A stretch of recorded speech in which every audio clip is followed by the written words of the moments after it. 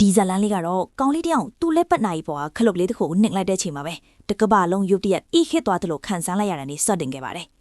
ဘုံပိုင်ကောင်ကကြားနေတဲ့ရေးဆက်လေးတွေကလေထဲမှာတင်တန့်သွားတယ်လို့သူ့အရန်သဘောကျရတဲ့ကောင်မလေးကလည်းလှပတဲ့ကြောက်စီရုပ်တူလိုညင်သက်သွားခဲ့တယ်အဲ့ဒီချိန်ကျမှဒါဟာသူ့အသိရထားတဲ့ထူးဆန်းတဲ့လက်ပတ်နိုင်ကြောင်ဆိုတာသူသိရရတာပါခလုတ်ကိုနောက်တစ်ချိန်ပြန်နှိမ့်လိုက်တဲ့ခါမှာတော့အရာအလုံးကပုံမှန်တိုင်းပြန်ဖြစ်သွားခဲ့လေဒါပေမဲ့တခက်အမှန်တရားကအဲ့ဒီထက်ပိုပြီးအံ့တော့ဖို့ကောင်းပါတယ်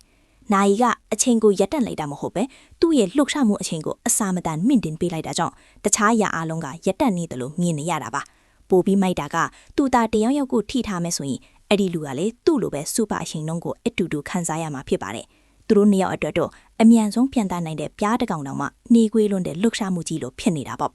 တာမန်လူတွေဘလို့မှမြင်မနိုင်တဲ့အရာတွေကိုသူတို့ကအတိုင်းသားမြင်နေရပြီလေ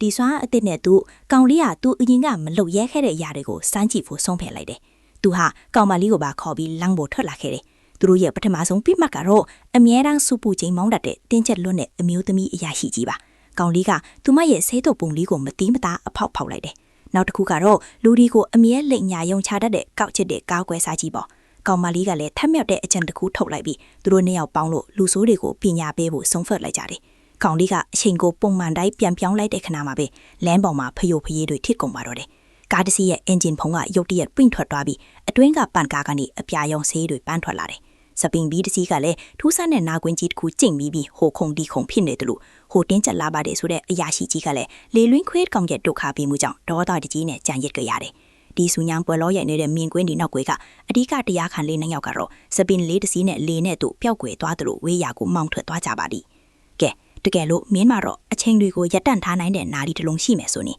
ဘလို့မျိုးအပြောသဘောနောက်ပြောက်မှုလေးတွေလုပ်ချင်လဲ